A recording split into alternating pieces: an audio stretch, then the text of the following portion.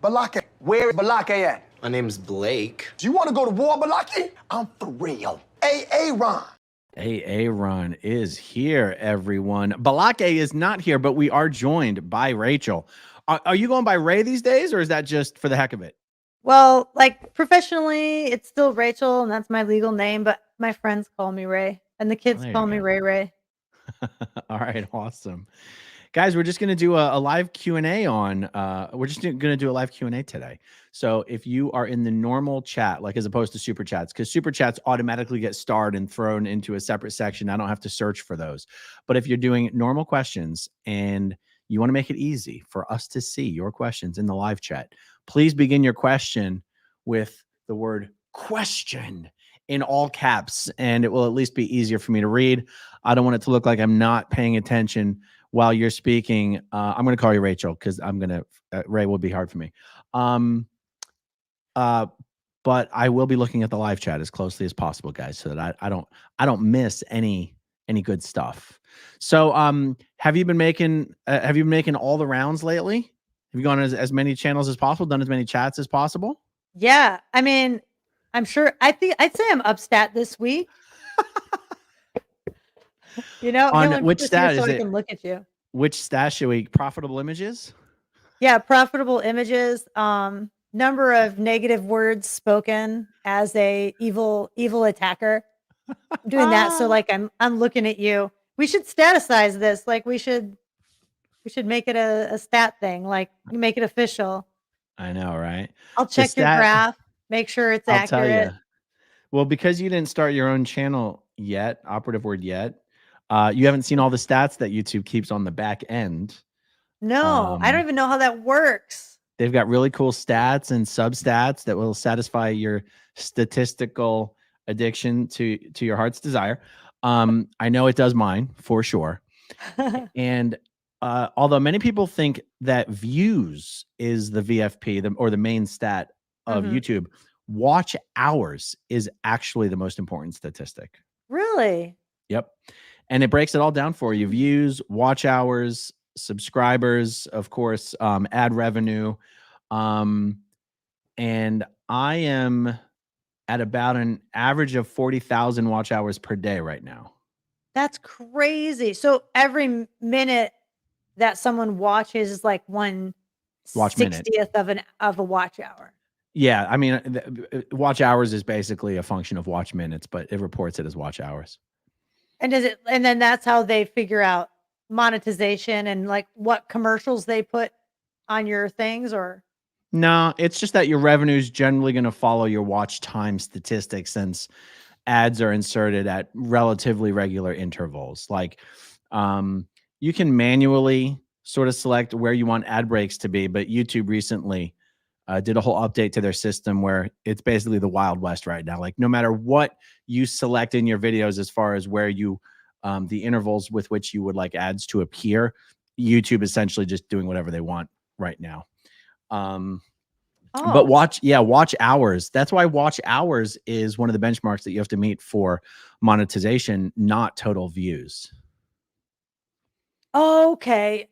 And so some people try to do longer things, but the like 2 and 3 hour long things, but then if you lose people, you're not really getting more watch hours anyway. It's true. In my personal experience, you end up accumulating more watch hours if you do longer form content than if you do shorter form content anyway. Like getting 1 million views on a 5-minute video is probably going to get you, well, this is simple math, but is going to get you less time. Like you might do a 3-hour video and your average watch time on that might be 40 minutes, but that's still 8 times more average length of a view than your 5-minute video that might have gotten 1 million views. Okay. So even though you grew up in a cult, you do know something. That was some math right there. I do know some math. I like to joke that I don't, but I'm not that bad at math. I can't do algebra or calculus, but I did learn, long division, and I know my times tables. That's good. I mean, now your kids are getting older, so you can just ask them to do all that complicated math. Exactly. Exactly. All right, let's see. Let's start out with one question here. I like Okay. this one. Brian S. History of man. Did you believe that we evolved from clams? Like me specifically? Well, I'm trying to remember exactly what it says in there because that's kind of wild. I mean, I well, think the fact that you don't completely remember what it says is partially an answer to the question. I do believe in evolution, but and I'm sure and I believe in just the regular theory of evolution. We started as little, little tiny microscopic things and then evolved. I'm not quite sure why there was an obsession with clams. Uh it was like and then crying. The idea was that tears and crying comes from clams having sand stuck inside the clam and then trying to like wash the sand out of the clam. Yeah. I don't know. I'm always like I would take things to be like, okay, well, this is a theory, right? I grew up with a lot of like study philosophy, study different religions, study um science and things like that. And I had a science background. So I could read something and not have to believe it and be like, okay, well, this is a theory. Let me see how this pans out. And, like, let me look into that later. Right. And I would say that that isn't necessarily even the weirdest thing that's in that book. Definitely not the weirdest thing. I've never understood other people's fascination with that one thing Hubbard wrote in History of Man when it has quite literally nothing to do with anything else in Scientology. It's just random. And it actually is, at least it references an actual scientific, theory, the theory of evolution, Yeah. which is actually like regarded by actual real scientists as a thing. So Yeah. I'm like, I can't remember if you were born into Scientology or not. I know I was born in a different cult. I was Which born in one? Christian Science. Christian Science. I have not spoken to any Christian scientists, actually. We'll have to do a whole video on that sometime. Yeah, it's definitely a different cult and has its own set of issues and was definitely helpful in my jump over when I was in my late teens. Then I like crossed over and thought, well, hey, there's some. Anyway, it's complicated, but it has you're not going to get attacked the same way for speaking out. I would say that would be one of the positive things. But also growing up, people mix them up all the time. So I was called a Scientologist a lot growing up, and people would ask me about Scientology. So I always was like, okay, when I'm old enough to, drive and I can go somewhere on my own, I need to find out what this thing is. And I was also always taught, don't, because it's a smaller religion and it's gets a lot of criticism and takes heat and stuff. We were always told, don't believe what people say, don't believe what the media says about a religion. That's why they went and started their own newspaper, the Christian Science Monitor, which became for quite a while a respected newspaper. And so it was very much like it made me very open to, if someone criticizes a religion or calls it a cult or whatever, to automatically believe the opposite. Wow. So, oh my God. When you were in Christian Science, how many members did you believe Christian Science had? You know, I think more than Scientology probably, But actually. like, did it Um, matter? Did it matter? Did they care? Is this something that would falsify like Scientology falsifies? I don't because I was a kid and growing up in it, so I was pretty separated from what they call the mother church and how they run things. So I would say there was probably like on a Sunday service or a Wednesday night service, there would be, you know, 50 to 100 people at the church at that time, but they weren't keeping statistics the way, and there wasn't the obsession with statistics. I I'm see. sure there's some people where that's their function because they work in like the management or whatever. Yeah. You know, and you weren't being asked for money other than the very traditional, like someone passes a plate around and you put your donation in. Right. It Oh, says online that there's about 100,000 to 400,000 Christian scientists. If that is true, they are, I don't know, about 10 times bigger than Scientology. yeah, Okay, it seems but right. It seems right. how old were you when you joined Scientology? 19. Okay. And the fact that people constantly would get Christian scientists mixed up with Scientology is part of what contributed to you eventually joining Scientology? Oh yeah, because when it was introduced to me, I ended up in Los Angeles. And it was introduced to me and I found out about it through celebrities. Um, it was automatically like, you know, they were like, you know, don't believe everything you hear.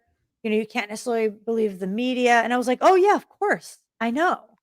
Because I wasn't just a Christian Scientist. My mother was what they call a reader at the church for a while, a Sunday school teacher. I went to church every Sunday and Wednesday. I went to a Christian Science school. I went to Christian Science camps.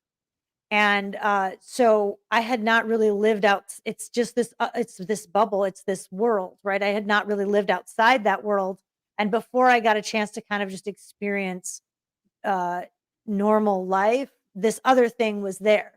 And it seemed better because, of course, you know, I was open to it because of the way I'd been raised. And they said also don't judge other religions and study other religions and look into other religions and things, you know. Hmm. But I wasn't resonating with some of the philosophical aspects of it. You know, and at that Interesting. age, you're like out looking for answers a lot of times. Very interesting. Now, And my history of prefrontal lobe man. wasn't formed, so I had no prediction of consequences. That takes till you're like 24, sometimes 26. So I didn't it's a very vulnerable age because when you're late teens, early 20s, you're an adult, but that part of your brain that is prediction of consequences, um, that's why you know, that's why teenagers and young adults under 25 have to pay more for car insurance and can't rent a car because there's no worry of what might happen. So it's a really ripe age to come in and get someone and get them stuck into something the same way that you know, you're usually a terrible driver. That's amazing. So, when would you have actually read History of Man in Scientology? That was so it was weird because I came in and then when I was still very green, And um, Rachel, for the listeners, I'm asking because it's not actually on any of the training courses. Maybe a section of it is on level 0. I can't remember, but and maybe these days it's on a books and lecture course, but it's not like it's on the normal reading no, I agenda. was already many years into things and in working for them by the time I read it as a part of Sure. the basics, I So believe is what. that's where it came up. It is still on the Yeah. basics lineup. Yes. Yeah, Okay. you read everything. And Yeah. there's like this gigantic fold out paper chart you can get if you want, Sure. Materials that guide chart. shows the Yeah. different routes of studying the basics. So you can study the basics, including, um, you know, just like the main books in chronological sequence, or you can go back and you can study them with um, the ethics book and like some of the outlier books that are not like the main path, and that's like the complete books and lectures. There's like different ways you can study that stuff, but that stuff's always being pushed. And because I was always like, well, I just want to like work, I want to go film things. I would be out and around the world. I didn't spend a bunch of time studying, especially my first many years. I wasn't like in the traditional situation where I was sitting there studying a lot.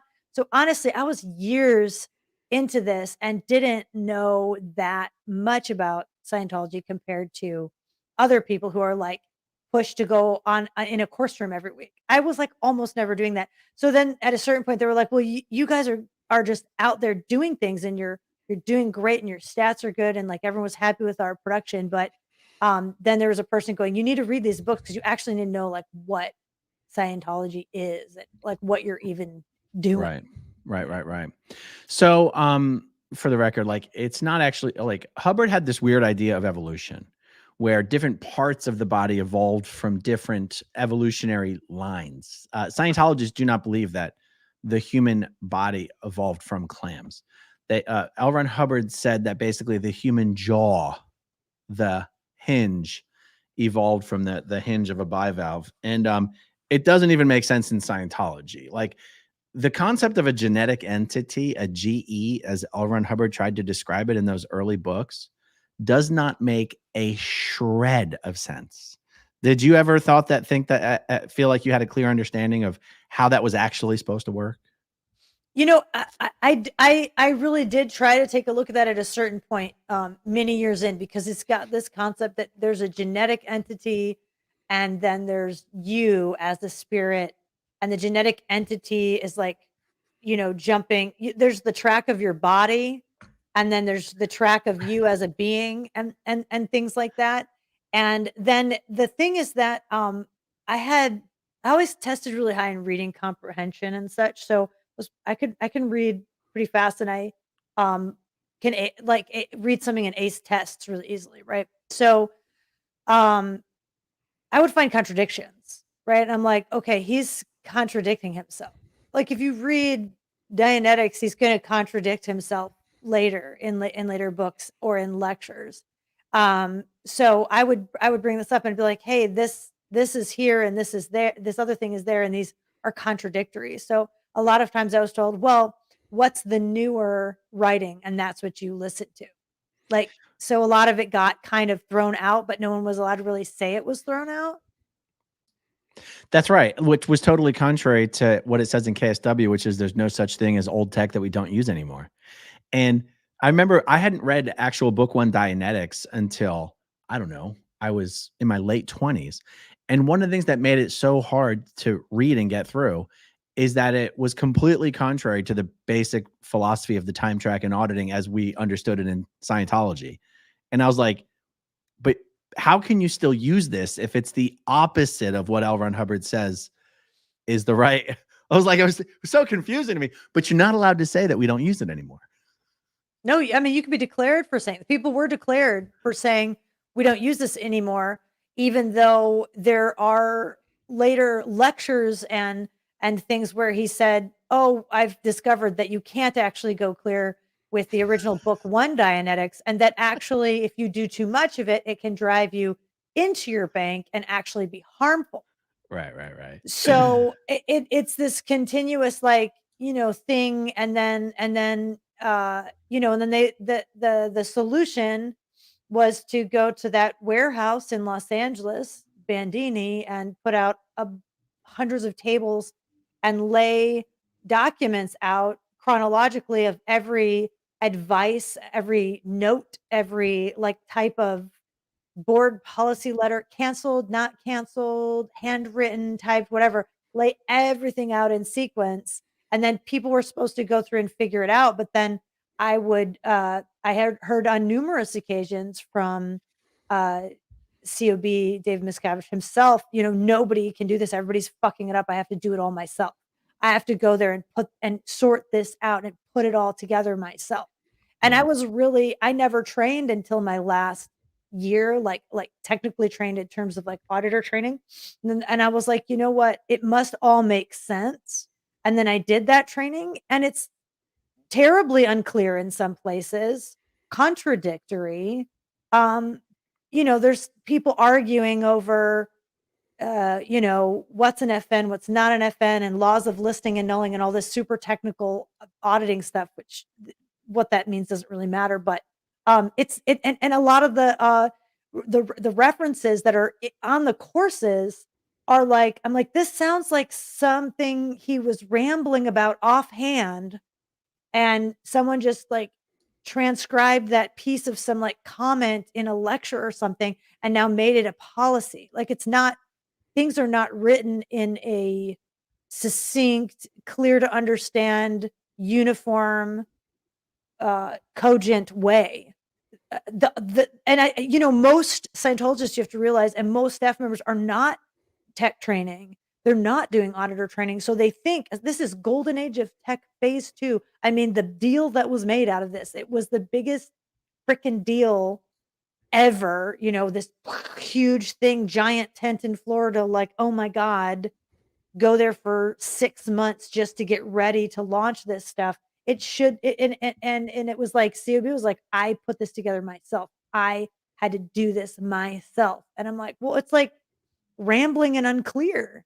And you'll ask a question and it's like the supervisors are like, oh, well, the answer's in there. You just need to look up the words. And Exactly. but they don't know sometimes. It's very like and you'll find 5 technical people with 5 different opinions, and their lives are on the line that they apply this the right way. And if they don't apply it the right way, someone's going to come in and bust them or get them in trouble, and they're not going to see their family, and they're not going to be eating normal food. They're going to be on rice and beans. Like, it's just to look at, to see that world that had been, I'd always looked at from the outside, but to see it from the inside was shocking. Yeah, exactly. So that's a long answer about the clams. Thank you, Brian. Kethla. Hi, both. Aaron, a friend, has emailed you some info about one of the orgs in Europe in case you have a need for it, fresh off the press, so to speak. Kethla, unless I've missed it, I haven't checked my emails in the last hour. That doesn't sound familiar. If you want to resend it to me, please do. Growing up in Scientology at gmail.com. Okay, we got another YouTube question. How does it work when people have, how does it work when people have YouTube Premium and don't see commercials? Excellent question. YouTube acts as if you are in fact watching all of the commercials that have been scheduled to play on that video, and they pay the channel accordingly. So actually 10% of my ad revenue comes from people who have YouTube Premium and don't actually see any ads on my channels. Guys, for you guys watching this video, I highly recommend you pay for YouTube Premium. I've been paying for it for years. It's getting a little pricey. It's about $20 a month. I refuse to watch ads. I don't watch ads on TV. I don't watch ads on YouTube. I will skip anything I watch that has an ad on a website. I can't stand ads. And I think it's worth $20 a month not to see ads, but that answers that question. Another YouTube question. Paula Bazak, when you're just streaming, not live, by the way, streaming and live are the same thing. So, when you're not, so if I'm going to answer this 2 ways.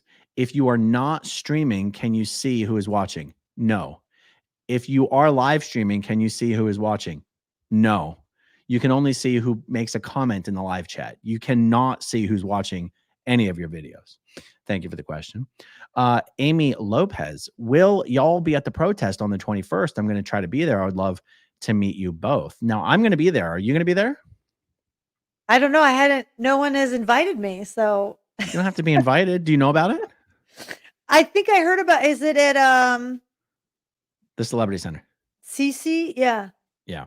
Well, I can check my calendar. There'll be a bunch of people there I think you would want to meet.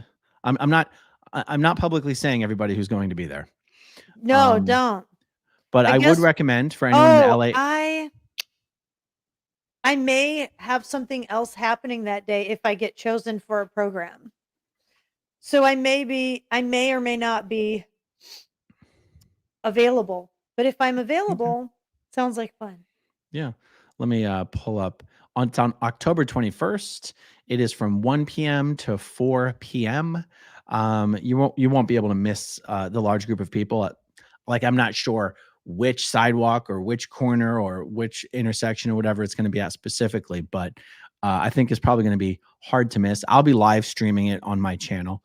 Wow. And so I think it's going to be a lot of fun. Hang out with your buddy James Richardson. Who's that? He's the security chief. Security chief what?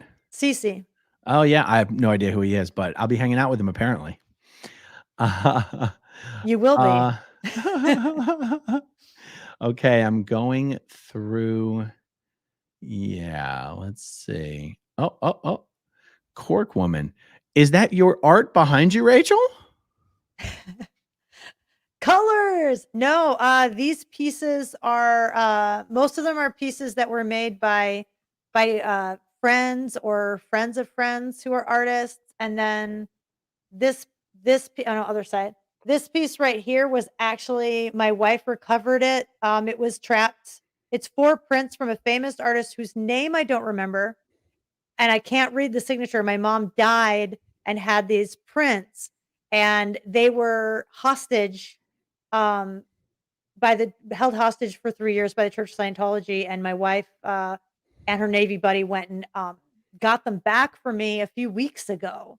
And I was like, "What are they going to do with this nude?" It's a print, a nude print. Like where artists carve a thing out and then put paint on it and then make limited edition prints. And this one was made by one of our kids. It says, "Forget princess, I want to be an astrophysicist." But no, I don't paint. I draw terribly. My storyboards are 2-dimensional stick figures. It's absolutely the reason why I use a camera when I'm creating art. Very cool. All right, let's pick another one here. Oh yeah, this is a good one. I've answered this a million times, but we can get your thoughts on this one. JME Solace asks, do you think if David Miscavige was replaced with a kind, compassionate person, that Scientology has the potential to have the fundamentals of a religion that is good morals to live your life? Yeah, it's a complex question. There's a lot to unpack in that question. It's a very good question. I will say it 2 ways. One, as someone who believes that as a human being that you have the human right of freedom of religion. I believe that, officially I would say, hey, Scientology, stop violating human rights. Stop violating the Universal Declaration of Human Rights. Stop violating civil rights. Stop the harassment. Stop, hiding child abusers, and stop the elder abuse. Stop those things, and then nobody here is going to have a problem with you. If you want to believe that we're descended from clams, if you want to believe in all that space opera stuff, I have no problem with that. So that's my official stance on it. However, my personal opinion, because you say, do you think, let's say DM was replaced with someone who has empathy, because there are people in there who are actually good people who are just stuck in a really crap situation or feel that they're stuck. There are people with empathy. There are people also, if they didn't have that influence that does come largely from him, wouldn't behave the way that they behave, and would be nicer and kinder, right? I've seen that. I've seen the humanity there. However, from having read a lot of policy and different writings and things, I believe that this discrimination, violation of rights, lack of empathy, lack of care for others, I believe it is built into the policy and the structure and the very DNA of Scientology. So I do believe I think it's been better at other times and worse at other times, just like anything. But because there's the policy that you have to follow policy and it cannot change. It's not only DM. If you look at it, he didn't write the fair game policy. You know, um, these things come from Scientology itself. And he didn't write the discriminatory things that I went over with Leah and Mike. Those are not from him. He loves them and he enforces them with great zeal and enthusiasm, but it's written in there. So I believe there isn't much likelihood that it can change and become a good, respectable religion that I think it would be good to support. Unfortunately, because it would be simpler if it could. What do you make of the idea that policy is not supposed to be able to change? You hear a lot made about it can never change, it can never change, it can never change. Miscavige has already changed so much. How do you reconcile the two between policies unalterable and Miscavige has basically changed the most major basic fundamental policies of Scientology? Yeah, it is a thing that I started to take issue with because from seeing him operate and function, he would do things that no one should be able to do. And he, Now, are we differentiating between him violating policy and him changing policy by convincing people L. Ron Hubbard didn't really mean that?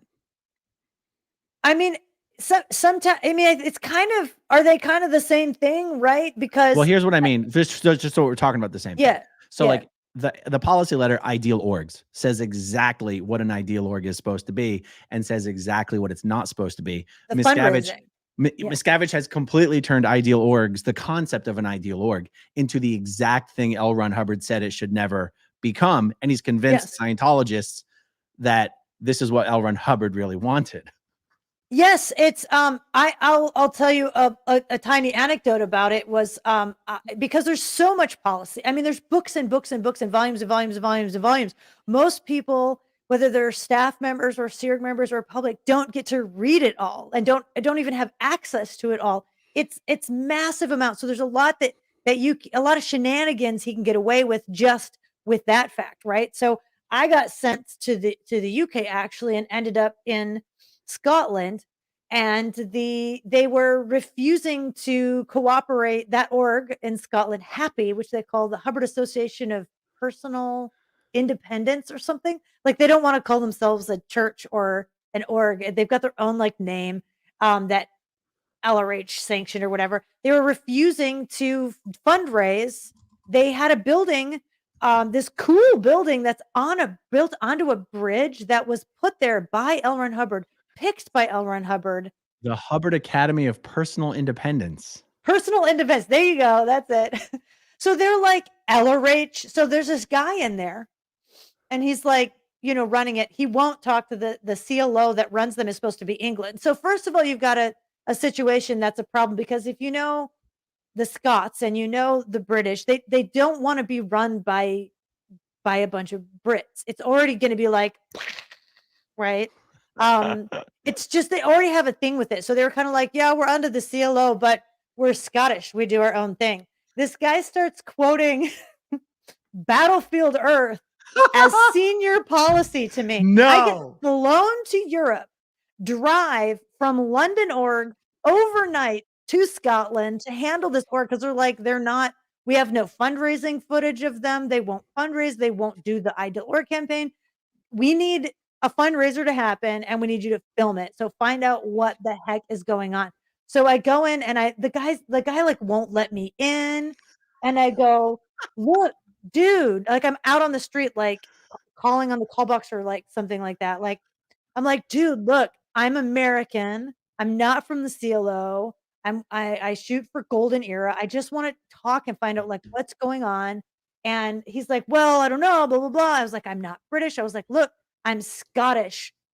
My family is Clan McNaughton, and I know the tartan, and I know our motto is we hope in God, and it's spelled HOIP instead of HOPE. And like, I'm down. Like, and he's like, you're Scottish, come inside, which was hilarious. And the guy was like fantastic and belligerent, and it was wonderful. So I was like, yeah, cool. So he starts showing me this policy that I actually had not read before because it was hidden, but it's right there in one of the volumes, and we could find it and read it. But it's like no fundraising and no like this is what an org should be, and it doesn't have to be fancy. I'm like paraphrasing because the policy, if I remember correctly, is called "Handle It with Scientology," or that might have been a phrase in the policy. I forget. That might have not been the actual title of the policy. And who gives a fuck about verbal text? Excuse my French. But sorry, I just swore. But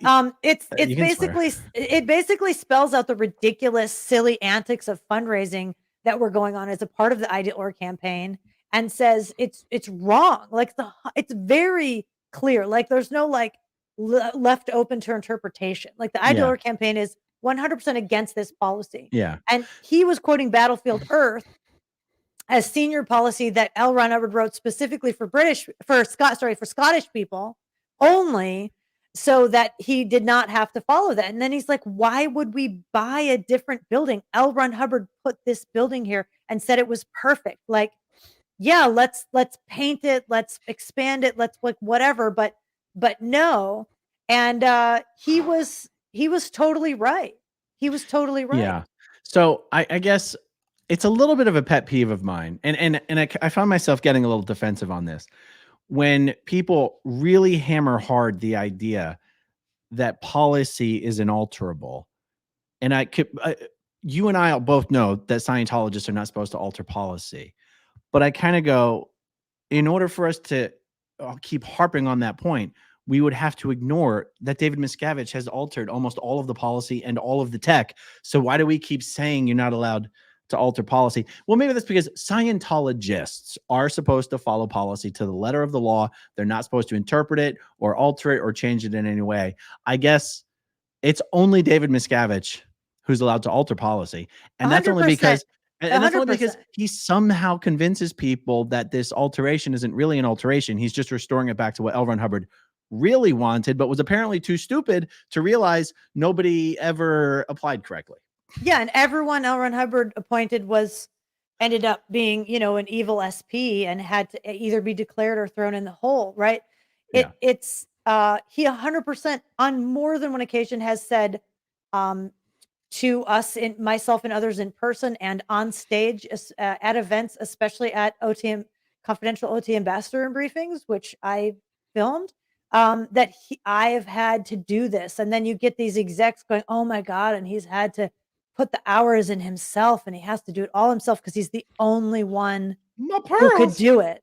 My pearls, 100%. And I was like, yeah, but then there's certain policies that get violated that just get kind of left in a book somewhere. And then these things go in all the tech files were pulled off the shelves when GAT2 was coming out.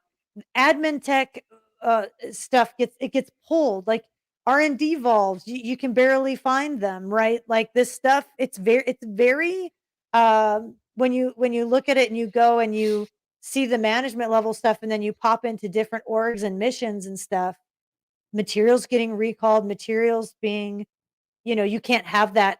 Like there was a whole thing, like you can't have an old version of an e-meter. You can't have an old version of the basics in your org. You can't even keep it. It's wrong. Like there was people like, well, what's incredible is that even when the current version of the tech volumes came out, even the version prior to that, Miscavige had announced was already fully verified against every word of L or H handwritten technical bulletins. Like every one of these releases that Miscavige is saying are messed up, are squirrel, are non-standard, are releases he's personally claimed to have done all the work for and verified already. Like the fact that he can Golden run Age this of tech twice.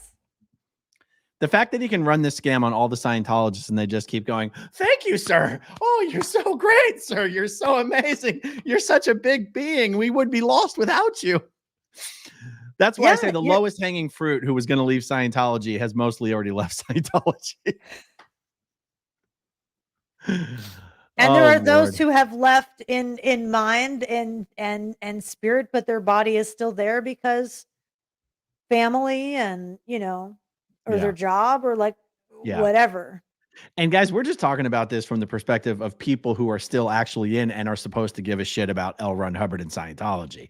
Like, you know what I mean? We're talking about how a true believer would respond to these things, because a true believer is not necessarily offended by disconnection or fair game. To a true believer, that's standard tech. Yes. But to a true believer, all these new initiatives that Miscavige has implemented are for the most part alterations of what Scientologists are supposed to consider standard tech and standard admin. And these people don't give a damn. I know it's definitely cognitive dissonance, because it should be apparent. There are folks that have been there for 30, 40 years watching this occur. Yeah, totally. Okay, here's one from Greta Hepburn. Question: I know that the cadet org doesn't currently exist, but are there still children in the Sea Org or on staff? Thank you. You went around to so many orgs around the world. What did you see with your own eyes? So if you're so there was a big push for class 5 staff, which means you're a staff member in a church, but you're not a SEERG member, to have standard schedules. This was a big push in the last few years, probably starting in 2014. Staff schedules or student schedules? Staff schedules. So you couldn't be let's say you're a mom and you are like, yes, I want to join staff and I can work while my kid's in school. No, that's evil. You've signed your staff contract. You cannot breach that now. So we are enforcing that you must be on a day schedule or a foundation schedule, which is either your nights and weekends or your daytimes, right? So if that doesn't work for you, you bring your kids. And I can tell you from personal experience right now, childcare is very expensive. So let's say you've got a foundation schedule. What are you doing with your kids on the weekend? The kids will be running around the church, and almost none of the churches were having any childcare room. And then there's this LRH reference about the church shouldn't have nappies lying around, like, which is the British word for diapers, right? So some of the churches started putting in a childcare room, but this becomes an issue because usually they don't have enough staff to have someone watching the children in childcare. And then if you have childcare, this is a problem because legally you should have someone qualified. You should that it just really wasn't figured out. And there was an incident in Los Angeles where a child fell off a balcony and I believe died being watched for an event. Was paralyzed or died. How long ago? I don't remember. This was probably like 8 years ago. That recently? Yeah, and because they would watch kids for for the events. Events, right? Yeah. And I know that there's a huge problem with churches and church groups and predators taking advantage of those situations. So I know there's new laws in terms of like, if you send your child to a Girl Scout activity, there's going to be 2 people present. There's certain training that Sure. I know people have. But real quick, this question is asking about whether children are on staff or whether they are SEERG members. Right. So that you had brought up the what do you see in the orgs, right? As far as children being on staff. That's kids, right? So staff, yes, younger kids, right? So that's the situation as far as that. Are there still children on staff and in this organization? Yes, because there are under 18-year-olds that are recruited right out of high school. There are teenagers, and there are kids in Los Angeles at PAC.org who go in the course room and go to school because they haven't finished their. Why did I get balloons? There's something about here. There's different gestures that'll do things. For example, come on now. Come on. You can do it. You can do it. Hold on. Jenkwi, how come yours is working and mine's not working? This is absolutely ridiculous. Rainbow balloons. Anyway, I don't know. I don't know these things. I did this the other day and I got like a giant thumbs up or something. Mine's not working today. Okay. Anyway, I'm not a YouTuber. I don't know. So yeah, they are still working. And if your kid's 14 and joins, so different countries have and different states, we're doing state by state our labor laws now. So different states have different rules. So they'll kind of try to follow the labor laws sort of, but they don't really because they're not hired. They're volunteers. So you have 14-year-olds or 15-year-olds or 16-year-olds who instead of going to school are studying some history a little bit, this terrible excuse for education. And then they're working in manual labor positions because you don't come in at 14 like really knowing how to do anything. So either you're an ethics officer and you're calling people in and interrogating them for some reason they think that's a great idea, or you're doing manual labor and you're like washing pots and pans or like keeping grounds or taking care of all the books or like something like that. And they're worked on a SEERG schedules. They don't go to bed earlier. They do not get enough sleep. Their brains are still they're still growing. They're not grown yet. They need to have sleep and they don't. Yeah. So for anyone out there who might be under the radar, who has very specific knowledge of the most recent recruitment policies for staff and the Sea Org in the last year or two. Please email me at growingupinscientology@gmail.com. To the best of my knowledge, current best practices, when they're not being, violated due to some desperation for stats, is like if you've tested out of high school, like if you've got your GED, and there's Scientology diploma mills that will just, give a 14-year-old or a 15-year-old a GED. If you've tested out, they will accept you on staff or in the Sea Org. That's my understanding. And of course, if you join the Sea Org, you're supposed to be assigned a guardian who's a Sea Org member.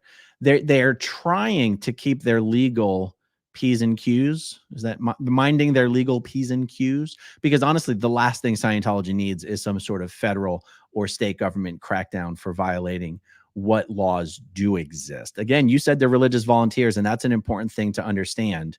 I won't claim to understand the overlap in protection, the overlap between freedoms of religious volunteers and protections for underage kids. I feel like there's some gray area that these young staff members and Sea Org members fall into that we would assume the Office of Special Affairs has researched. Who knows, right? Because who's really running the show? Who knows? Sometimes really stupid things are done. And I will tell you now, now knowing what I know now, having trained in 2 different counties as a foster parent, and being approved as a resource parent, they call it. I had to do certain training on what is abuse of children and what is not. And they can have a high school diploma that does not change the fact that under 18 years old, and each state has a little bit different laws of what is abuse and what is not abuse in terms of different things, but neglect is child abuse. A child under 18 that is being put into the Sea Org, whether they get a legal guardian to sign off on them, is experiencing neglect. They are experiencing neglect. They are not being cared for medically the way they should be. And neglect can result in Child Protective Services coming in and opening an investigation. If I knew the names, I mean, I was doing a different thing, so I don't know the names of the kids under 18 who are in Los Angeles, but I would 100%, and I have to legally, I'm a mandated reporter. I would be right now calling CPS. There is a hotline. You can Google it. The CPS workers are fantastic. I've called it many times to report anytime I see or anything comes up that is abuse or neglect included. And you can Google what is neglect. Also, the way they're disciplined is also an issue. Food, the hours that they are working and things like that, even if it doesn't violate labor laws, it violates child abuse and neglect. And it can open a case where law enforcement has to come in and investigate, and Child Protective Services has to come in and investigate. So if you know of a family member that is under 18, if it's your nephew, your niece, your cousin, and they're in the Sea organization or they're on staff, call that hotline, report it to CPS. Let me ask you a question. Please. Based on your understanding of the laws that you've had to study for that certification or whatever it is, having kids, minors, engage in delivering professional auditing to adults where they'll have to discuss things of a sexual nature with that adult, or receiving auditing where they're going to be asked things of a sexual nature, is that considered abuse to your knowledge? Yes, I would say that training in bull bait, what they call bull bait, would be considered abuse because it is verbally sexually abusive. Training in what they call upper induct TRs, where you are upper indoctrination training routines, where you are trained to take someone's body and put them down back in a chair, or stop someone's body if they're trying to leave a room. Taking a child or an adult, but it's worse with kids, right? It's just we got to protect kids. It's a bigger penalty, right? Taking a child, putting them into a room to receive a security check or any auditing of any kind, where you are sitting yourself in front of the door if that child gets up and wants to leave. If that child gets up from a session or an ethics interview or anything, and you touch them in any way or block their exit in any way, 100% child abuse. Wow. Not providing, putting a child on rice and beans, it is child abuse. The fact that the parent has signed them over to that guardian, if CPS were to come in and interview that guardian is not going to know the details that a guardian needs to know. They're not living with that guardian. There's also rules about how many kids can be in a room and what age ranges can be in a room together. That's very interesting. You're assigned to a guardian, but your guardian doesn't live with you. Doesn't live with you, doesn't Right. necessarily even see you every day. Right. Yeah, it is child abuse. Very plain and simple. interesting. So worse, you cannot. It is absolutely a crime to call the hotline. Just so you know, OSA, if you call the hotline and report me for child abuse or whatever, and you're making it up, it is a crime. Go ahead, please. Our social workers are very well aware that y'all exist. They know all about you and expect to hear wacky things from you. So whatever. But I'm not telling anyone call the CPS hotline and make things up. But as long as you just say what is true and say, they'll ask you a lot of questions. The person on the other line, it's there 24 hours. And as long as you just give information that you know, or you say, hey, I'm concerned about this, it will quite likely result in opening a case. Or let's say 5 people call about one address, the AB or PAC, the PAC, big blue building where they live. If enough people call in about it, it will result in there needing to be action taken. And it's not just LAPD, which is in bed with Scientology. It is also social workers and child protective services. It's big. It's bigger than that. Okay. Very interesting. Okay. Gary Gunnels, clams. When I was involved in the 1990s with alt religion Scientology, it was fun to make clam comments related to Scientology trolls, clamheads invading the group. Yeah, this is one of the things, honestly, when in 1998, from 1998 to the year 2000, I lived in Hollywood for 2 years. Me and my brother just moved from Philly to Hollywood. Had no association with Scientology for those 2 years. I started working at an internet cafe on Hollywood and La Brea called CyberJava. And that's when I was introduced to Clambake.org, whatever the hell it was. Mm-hmm. As someone who was born and raised in Scientology and had been involved in professional auditor training for many, many years, I didn't even get the reference. I didn't even get it. That's how stupid this clam thing is in Scientology. I was like, why are they calling Scientologists clams? Like, it was so obscure. I didn't even get the joke. And that's why I go, to me, it's such a silly derogatory term. First of all, I don't use derogatory terms for Scientologists because I think it's very off-putting. But I just want people who think it's a thing to understand Scientologists don't even get it because it's not really a thing. No, it's not a thing. I was like, oh, well, I have to think about that. Yeah, I do remember that, but it's not a thing that's like discussed, or you're not actually running it in auditing sessions normally. It's somebody was being clever, and it obviously took on a life of its own. Yeah, which is fine. But I'd love to know where it came from.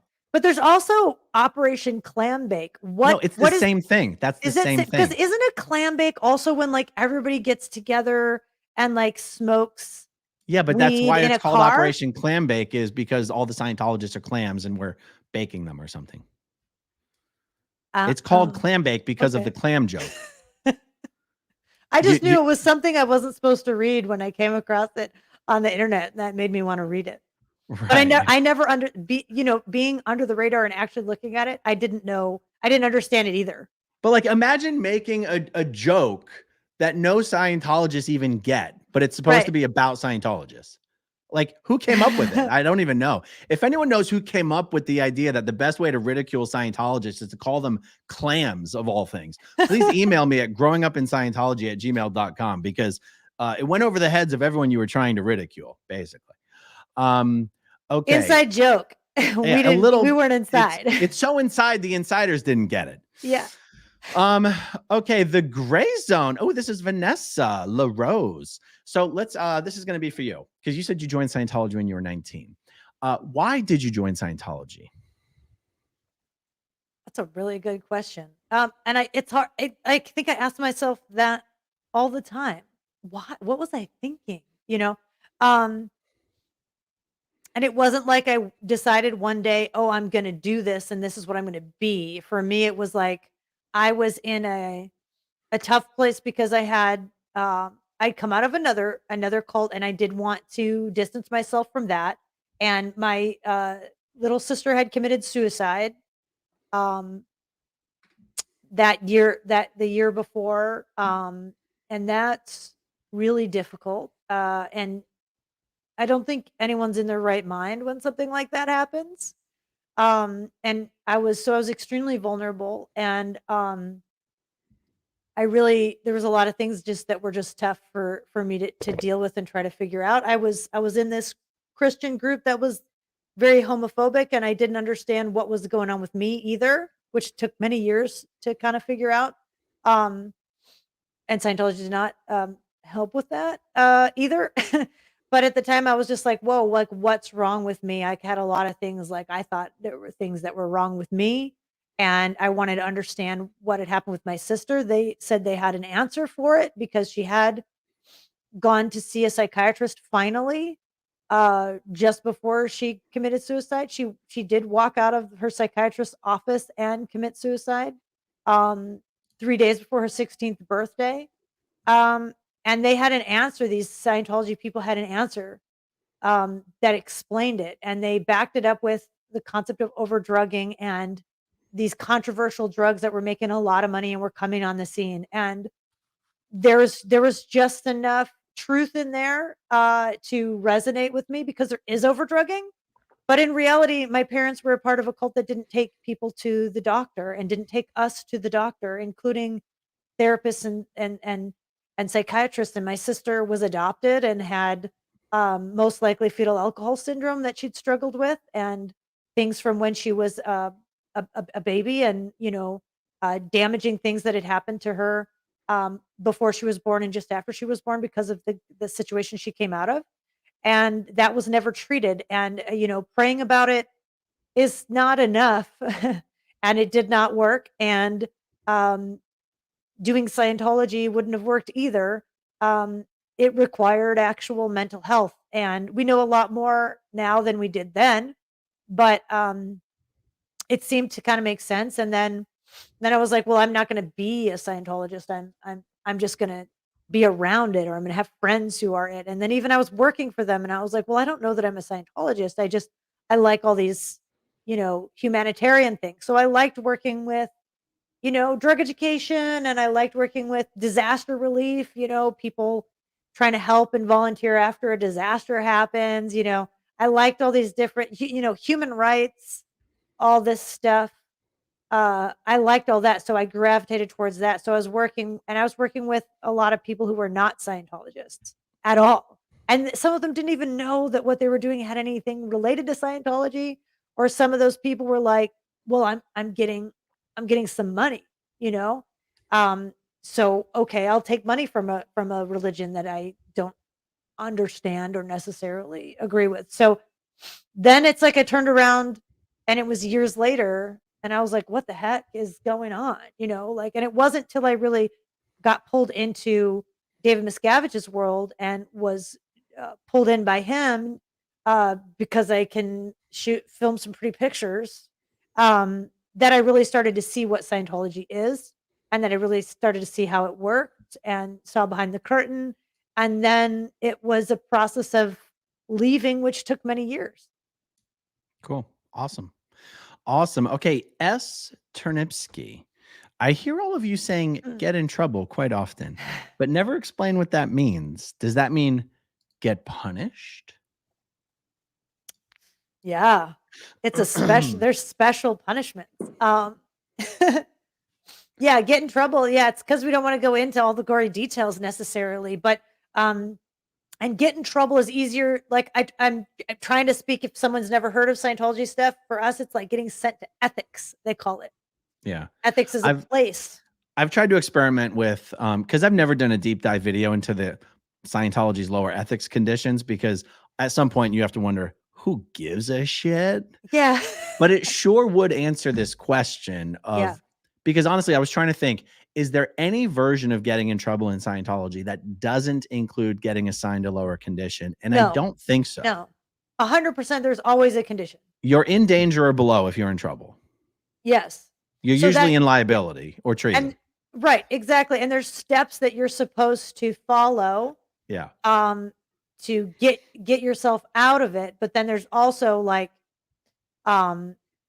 there's individuals, and you can have a very understaffed organization or church. There's always going to be ethics. There's always going to be ethics officers, or in the Sea organization, they call them MAAs, which they think stands for Master at Arms. But in the real Navy, my wife was actually trained as an MA and did a tour in Bahrain as an MA, which is like military police, which is Master at Arms. And they call it an MA. And she's like, why do they keep saying, she started finding about this Scientology thing. She's like, why do they keep saying MAA?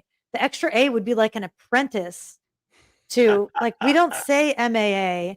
And she looked it up and she was like, maybe back in the 1940s, they actually said that maybe. She's like, but what are you talking about? Why do you keep saying MAA? It's like, that's not what it is, right? So she was she really worked as an MA and did a couple tours as an MA in the real actual Navy, not the fake space Navy. Well, let me ask you this. Why do they call them MAs instead of MPs? It's a Navy thing. It's a Navy thing. And I don't know the etymology of it. It would be interesting. Oh, is to look it MP up. the Army maybe? Yeah. Army So the words in the Army and the Navy and the Air Force are different. Just like you have chiefs versus, like whatever the equivalent would be. I see. In the Army. So in Halo, what is the Master Chief in Halo? What is that most closely related to in the military? In the Navy, military, that's a Navy chief. You can be a Master Chief, Master Chief, Senior Chief. Yeah, that's in the. If I was ever in the Navy, that's all I would aspire to be. Absolutely. So the enlist, then this becomes like controversial and stuff. And I say the things wrong sometimes because I'm not Navy, but my brother was career Navy, my dad was in the Navy, my nephew's in the Navy, my in the Navy. So I actually have a military ID as a spouse and can like go on bases and stuff. It's cool, right? So only 10% of enlisted make it to be chiefs, and you will get higher tenure and get basically kicked out of the Navy if you don't keep promoting. So the chiefs are a big deal. So it's actually chief petty officer, but it's like a really, really tight knit group with a lot of like, we got your back, and once you make it in, there's like a whole thing you go through and all this, there's secrecy about it. And so who gets called Master Chief? That's all that's important here. Master Chief's it's a big deal. Yeah. It's a big deal. And then they consider and the Navy works in from my understanding of it is you have officers who are more like the folks that go to college and then they join, and they're going to be like running things and strategizing, and they're going to be more the book learned types. And then you have the chiefs and officers and chiefs. The chiefs are the ones who were enlisted, and they were on aircraft carriers, and they work. So the chiefs, if you call the chief like an officer on accident, or you call the chief sir, they'll say, excuse me, don't call me that, I work for a living. Right? Because they take the piss out of the officers. But in reality, they work together, and it's a very intelligent system because the officers are consulting the chiefs, and the chiefs are directly running that crew, and they know and they understand the day-to-day operations because they've gotten their hands dirty. They were on the flight deck and such, right? So all this stuff is awesome and amazing. And L. Ron Hubbard did like a couple of years in the Navy in World War II and torpedoed an island thinking it was an enemy ship, and shot at some fish, and like kind of screwed up from what we can tell. Lied about having that he was a secret agent in naval intelligence and has a secret record that Tommy Davis was, talking about, and stole a lot of the Sea Organization stuff from the Navy. He copies the uniforms. That's what we call it, the fake space Navy, right? It's like the Davies Navy, whatever you want to call it. It's fake. Rachel, I think it might have been Mitch. I'm trying to remember if it was Mitch or someone else who reminded me that this sort of joke that we've made about little Captain Davies fake space Navy. Okay, I was reminded that there is a space opera origin story that L. Ron Hubbard came up with for the Sea For the Org. Sea Org, yes. I totally forgot about that because nobody ever talks about that. Nobody actually talks about that really in the Sea Org. But really, It is an if you look at, epos. but It's an epos, no, and the I know. motto is "We come back." Well, there's a difference between Sea Org members coming back and the Galactic Galactic Confederation. But you know, there's a reference in one of the FO packs that you study. That's a flag order. There's Sea Org only references for those who don't know.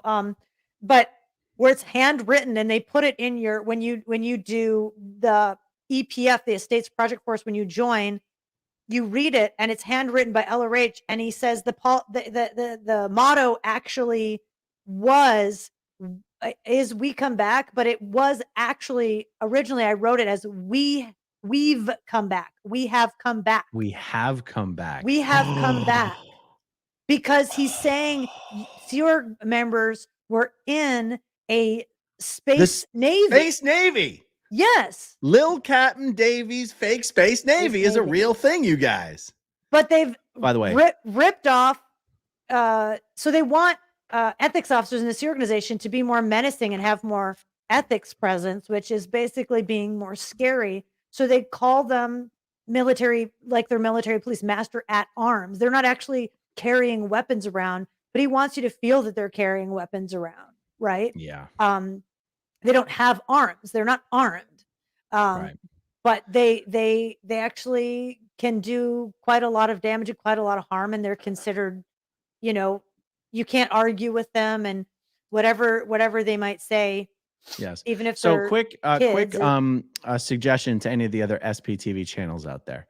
If anybody does a really good, concise, easy to follow video or series of videos breaking down the lower ethics conditions, and it's entertaining and it's interesting and it's not long-winded or boring, I will be more than happy to highlight those videos on my channel and use those videos to direct people to subscribe to any channel that would like to take that on.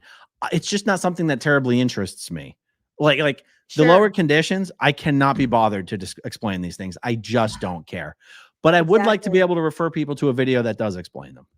Yeah, and the long and the short of it really is not about them. It's like it's actually what happens to you as a result of needing to do those conditions, which means you're going to be told you have to put in extra time outside of the schedule that already does not allow for sleep.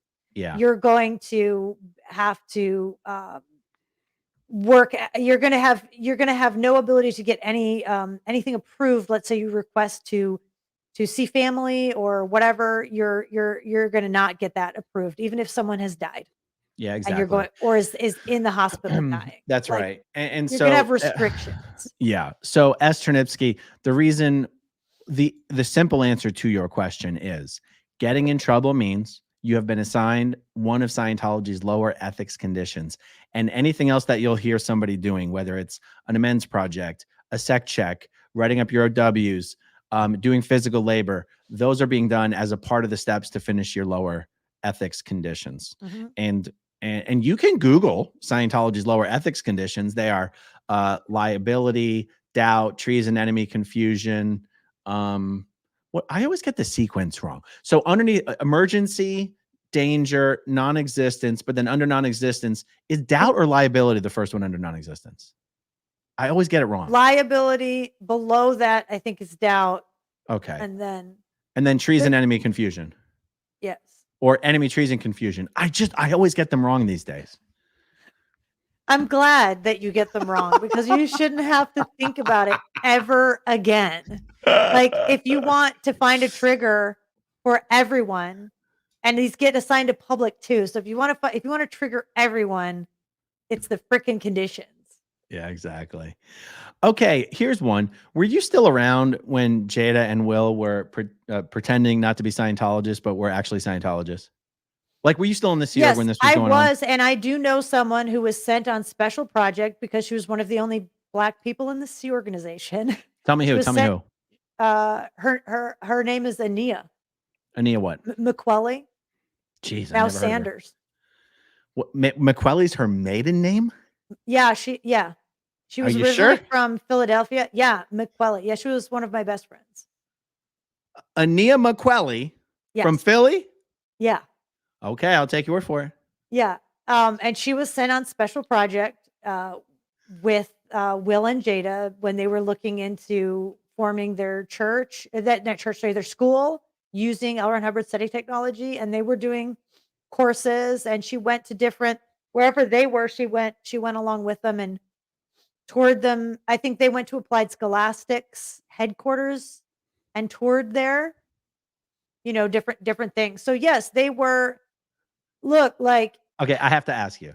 yeah. How unintentionally or intentionally racist is it for someone in command to be like, you know who we have to assign to Jada and Will so that Find they a like us black better? person. Give them one of our only black people, because It's that's what they're 100% going to care racist. about.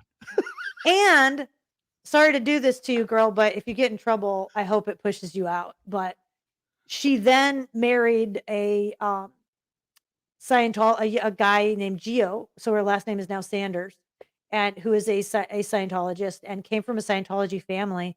And his mother it took a while for them to be able to be married because his mother, a Scientologist, I don't remember her first name, she's Sanders, is racist She and wouldn't let her son marry a black woman? was upset that her son was marrying a black woman.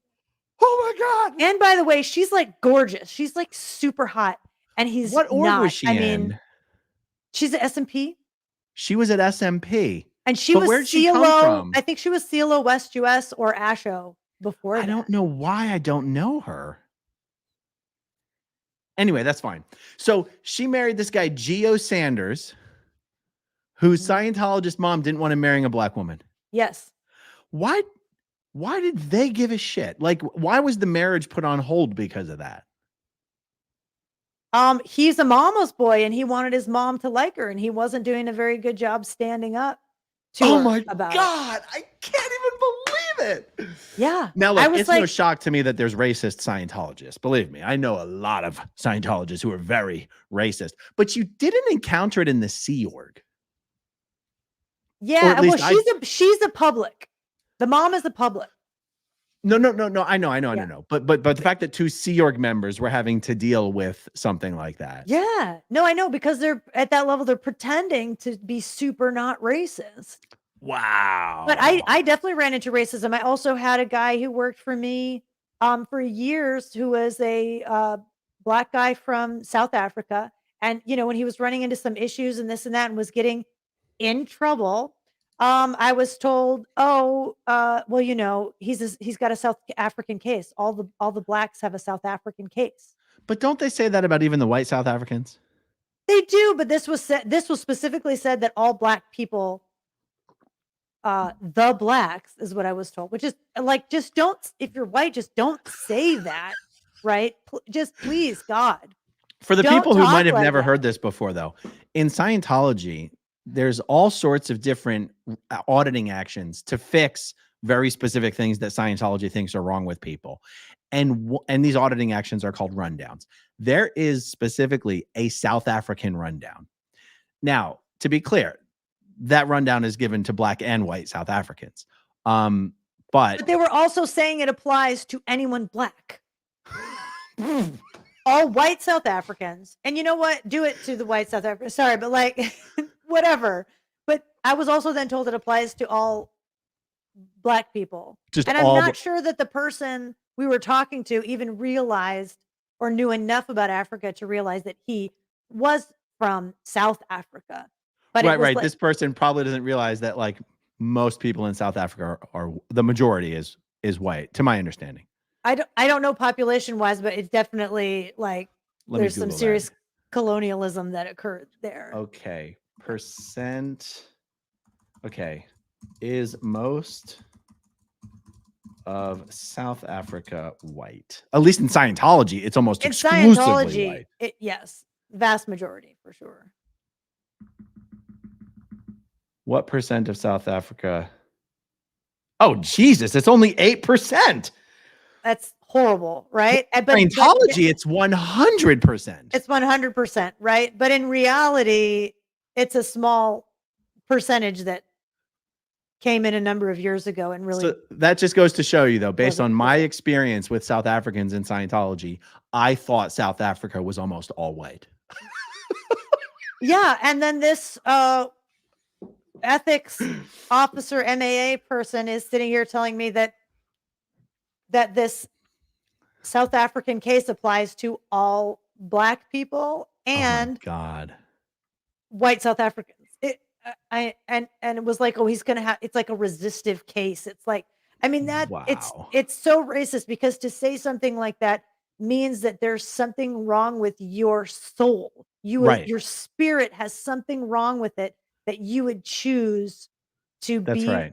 from Africa or be African So and be that's what's born there. crazy. It's what's crazy about even the idea of Scientologists being racist doesn't even make sense in Scientology unless you're just already because we're told that we're all spiritual beings that have no race or gender or age. How could there be some important difference between the races? And yet you will still have Scientologists who are incredibly racist. Absolutely. Yeah. It It is makes really no weird. sense. If you think about it, it makes no sense. Even the anti-LGBTQ stuff doesn't It make makes sense when you if really think you're about it. if you're a spiritual being and there are lectures and references where he says a being doesn't have a gender, that was artificially created Right. back on the track, and that it's just a body and it doesn't matter. But all of a sudden it matters a lot if you're Yeah. LGBTQ. Right. Yeah, All yeah, of a yeah. sudden it's a big deal if you're LGBTQ or you're darker skinned or whatever. Now all of a sudden these things really, really, really matter and are a big deal. Speaking of which, I got my hands on the only written report I have ever seen in Scientology from one high-level Scientologist on another high-level Scientologist, specifically calling them out for not being homophobic enough because it's out KSW. And as soon as I have authorization, I'm going to do a video on this and then we got to talk about it. We have to talk about it. I was definitely not homophobic enough. I definitely took some heat for that. So My goodness. Okay, here's a good one. A Kenneth, why is everything in Scientology called technology? I see very little actual technology in Scientology. more importantly, that cat is so cute.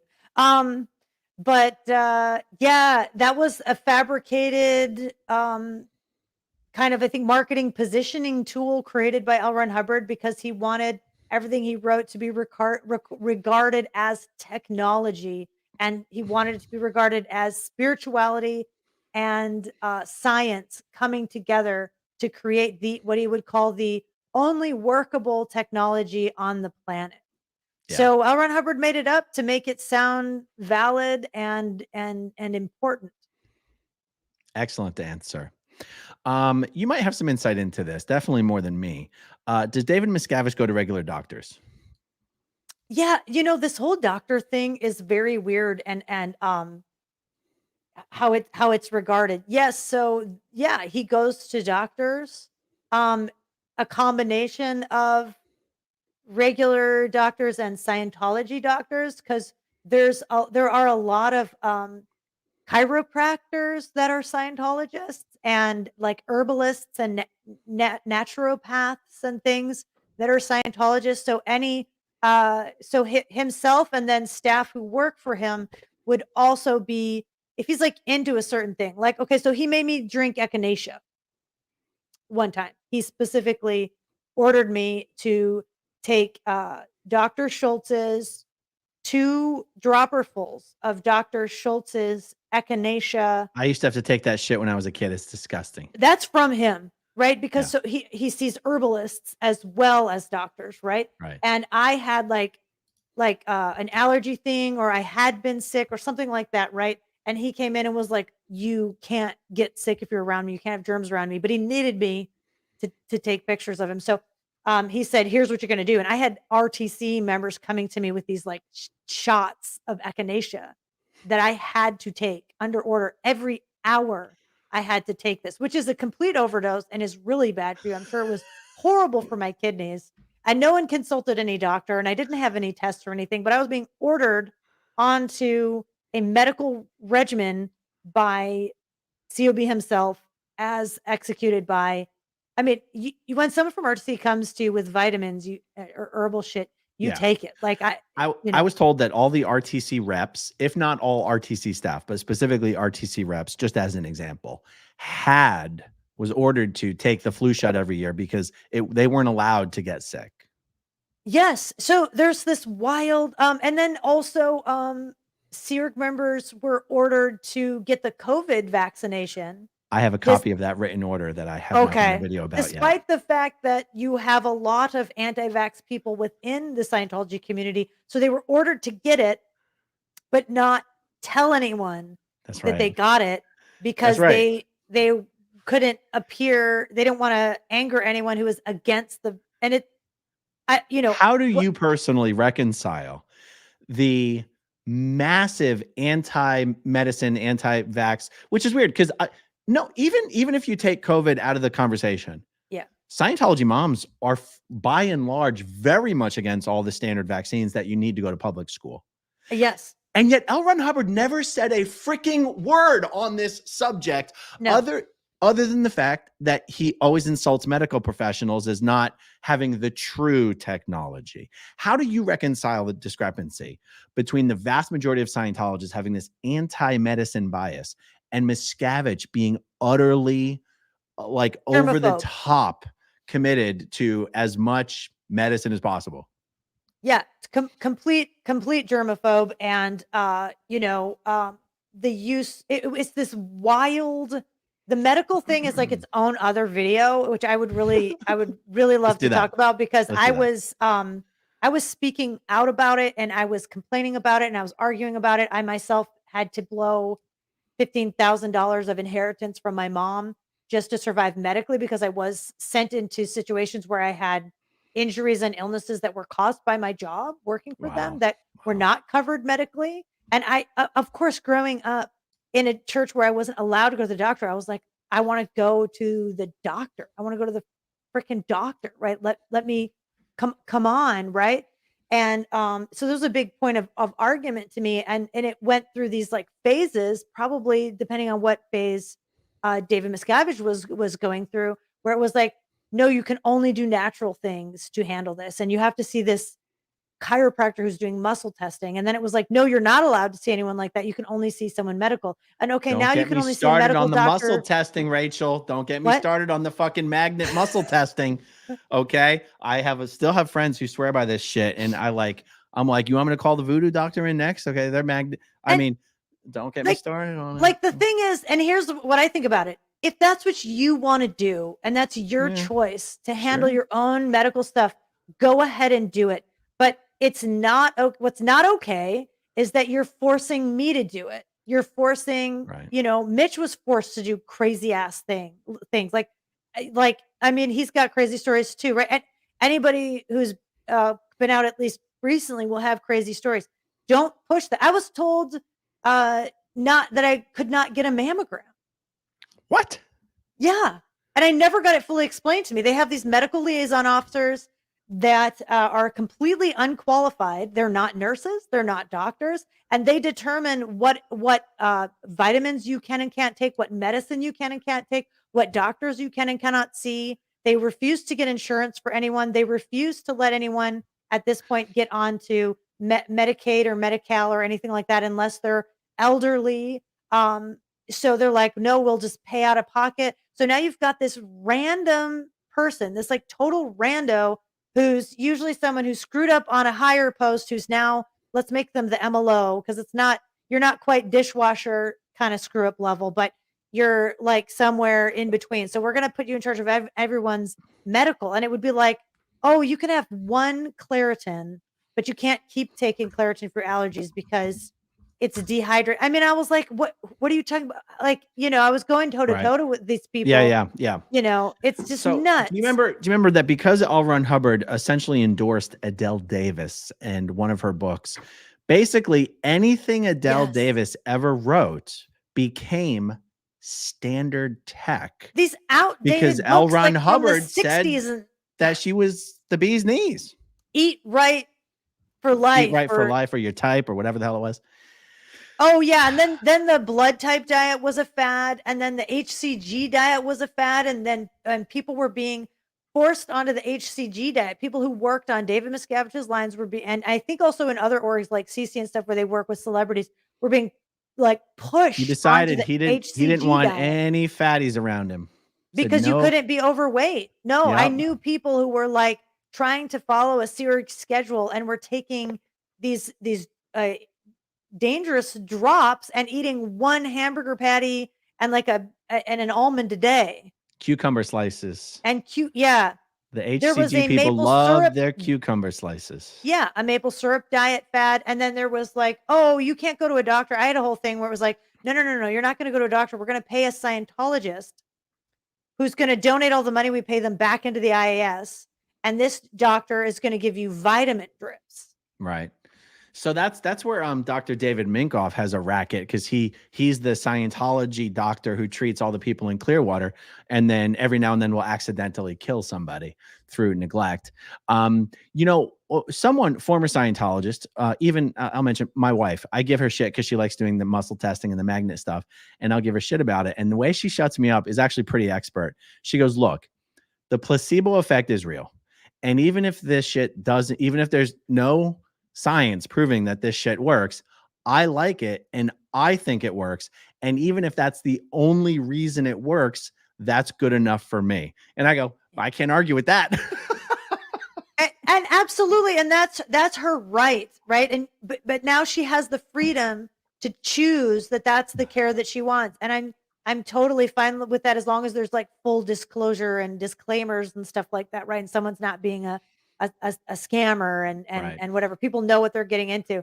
The problem with Scientology and the Sea Organization situation is that someone else is deciding for you and forcing you to do a certain thing, or keeping you unable to see a regular medical doctor when you need it. And that's the human rights violation aspect of it. Yeah.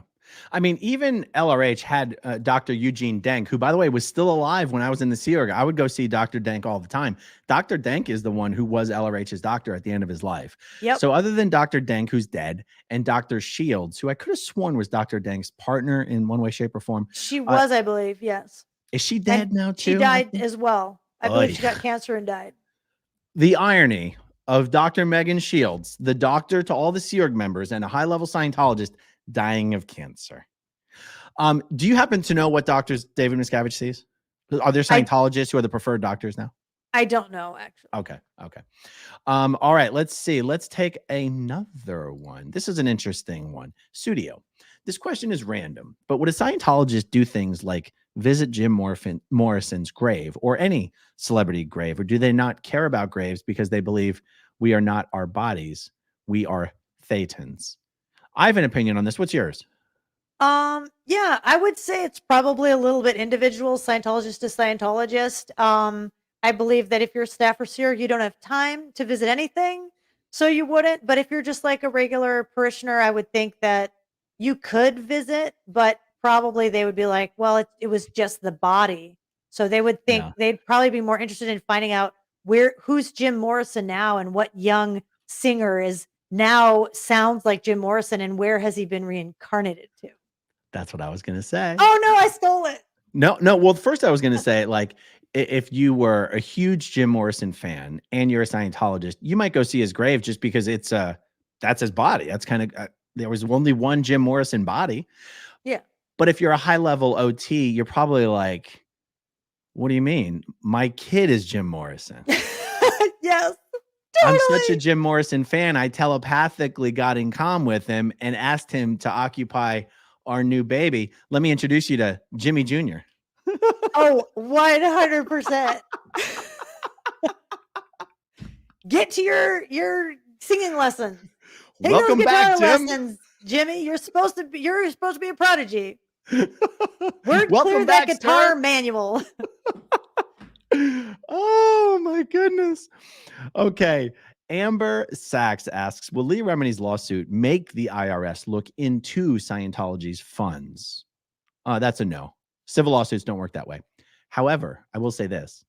The civil law firms that have taken on, that are representing Leah Remini in her case and the Jane Does in their case against Scientology are two of the most feared uh, law firms in the country. And one of the reasons they are so feared is because the federal government has a habit of swooping in and picking up the pieces after these firms have done all the legwork and Ooh. following up the prosecution with or following up the litigation with criminal prosecution. These firms don't take on cases, they take on causes. And going after Scientology is a cause. And so, whereas Leah Remini's lawsuit should not have like a cause and effect relationship, these firms that are representing Leah and the Jane Doe separately, I do expect there will be after on effects. And I do expect that there will be federal criminal, things that come after. That's my feeling. That's my hope. Yeah. Let's see. Oh, Marilyn Honig is here. Hi, Aaron and Rachel. I was adopted by extreme fundamentalist Christians. Have you known any Scientology families who fostered or adopted children? Yes, actually. Would that be considered charity and the children down tone? I have known Scientologists to adopt children and give them back, or which is weird because legally, I don't know that you can actually do that. But You how about can. adopt them and either give them back or get rid of them? For real. I'm going to say allegedly because I might get the family wrong. It's either the Pollocks or the Duggins or both. The Duggins specifically offloaded some of the kids they adopted. I got to tell you, just based on the core things that Scientologists believe, there's nothing that would make them specifically pro or against adoption. A lot of what Scientologists do is they'll take their own pre-existing biases and they'll cherry pick parts of Scientology to support why that's the right way to feel. I mean, honestly, wouldn't you agree? You could have the most liberal progressives seizing on aspects of Scientology and they think Scientology is progressive. You could have the most conservative Christians or what's the opposite of progressive? It's not Christians. It's not Republican. What's the opposite? But it's conservative. The most just conservatives, I guess. And they will cherry pick parts of Scientology and they'll go, Scientology is conservative. I mean, have you experienced that? You've seen people on both sides of the spectrum cherry pick things and go, oh, we are this. Yeah, you can kind of make things say what you want them to say, and you can kind of believe what you want to believe if you work hard enough at it. Yeah. So there's nothing inherently pro or against adoption in Scientology. The foster system, I believe I heard of one. I have only ever heard of one public who fostered, and the fostering, you would have a hard time in this system because you have to take the kids to therapy. You there are they're actually there are many things messed up with the system, but one of the good things about the system is these kids do get access to therapists and counselors, and if they are on medication, you have to give them that medication. Like, you're going to get arrested. Oh, that would be a huge problem. That would be a deal breaker for Scientologists. So I heard of one Scientologist who fostered and then was able to adopt or get into the adoption process and was taking the child off of all of their medications from their mental health and getting them into the purification rundown. Wow. And I that would be a really good explanation though for why Scientologists would be extremely unlikely to foster children. And there's this belief. There was part of one of the CCHR documentaries I was working on where they were sending us to work with to interview foster care workers about the overdrugging in the foster care system. And there is some overdrugging. It is a thing. It does exist. But it's not because psychiatrists are evil galactic overlords that have been trying to take down humanity for the last few trillion years. That's not why. It's because you can make a lot of money from drugs, and kids in the foster care system lack advocates looking out for them and are an easy target, right? So Right. And there's other, it's complicated. There's other things as well. And any kid in the system has experienced trauma. Even being removed from your family for any reason is a trauma. So minimally they have that Right. trauma, and usually quite a bit else. So it's a natural and easy go-to to look at medication as one of the solutions. But they sent us around. Did you hear Janice tell the story that L. Ron Hubbard had proposed a plan to adopt a bunch of kids so that they had no other parents and bring them into the Sea Org to work as messengers on the Apollo? Oh my God, no. But it didn't Yeah. happen. It couldn't happen. But he wanted kids who had no parents. That's sick. It's so sick. It's so wrong for the purposes of work. It's entirely against why anyone should foster. 100%. It's horrible. Yeah. Yeah. So the problem with fostering too is that social workers, you're working one-on-one with multiple, you have a team of social workers you're working with, and social workers have some degree of counselor training, give or take, depending on which ones you have. And they do follow rules of science and psychology and things. So Scientologists are scared of them. They are going to feel that they could go PTS, potential trouble source, connected to the suppression that a social worker might bring into their lives. Mm-hmm. Absolutely. So.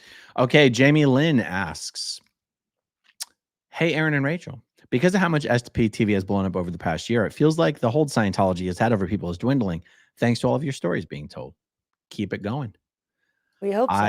I agree. Guys, I mean, Rachel, I don't know about you, but jump in here, let me know. I get contacted by so many people who are still in Scientology and under the radar, and it is obvious to me that everyone is watching our fucking videos.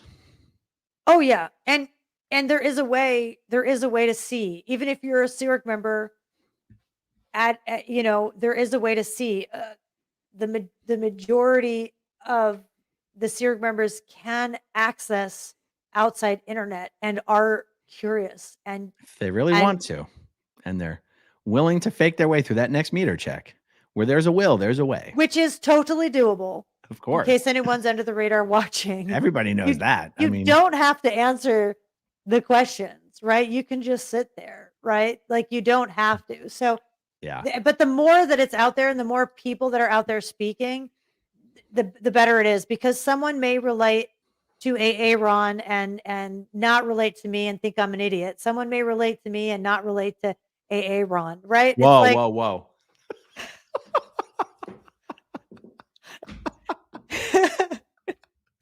That's why it's so awesome for people of different generations, different echelons, different did I say generations already? Oh, yeah. Different echelons, different geographies, because it's just, we're getting to a point that we're, no matter what Scientologist, no matter who it is that stumbles onto YouTube, they're going to find someone they actually knew and, even better, liked. And they know, I know that guy's not a bad person. I know that girl's not a bad person. I mean, that's why it's so awesome. Okay, so Beck goes, I remember only once going to a doctor for shots at 5 years old, maybe, born in. Yeah, no, I mean, we never went to a doctor or a dentist for that matter. I remember when my teeth are straight now because I got Invisalign after I left the Sea organization. But when I was little and this tooth grew in crooked, my mom said, you better straighten that tooth out using your Thetan powers because we can't afford to go to the dentist. And that tooth stayed crooked, even in the Sea Org. I mean, I forget. I look back at my Sea Org pictures and I'm like, wow, I forget that my teeth weren't straight when I was in the Sea Org. No, absolutely. And as a child needing the first round of shots, I would say most Scientologists believe that those shots that you would give a baby will cause autism. Thanks to Kelly Preston, who lied to the entire world that her son Jet got autism either from a vaccine or from crawling around and getting a chemical on the carpets. On the carpet from carpet cleaning chemicals. And this comes from the scientific research that L. Ron Hubbard did, having people at Int run around a pole with garbage bags on, and discovering the purification rundown, which is the sweat out program it started as, and the belief that toxins lodge in your fatty tissues. Yeah.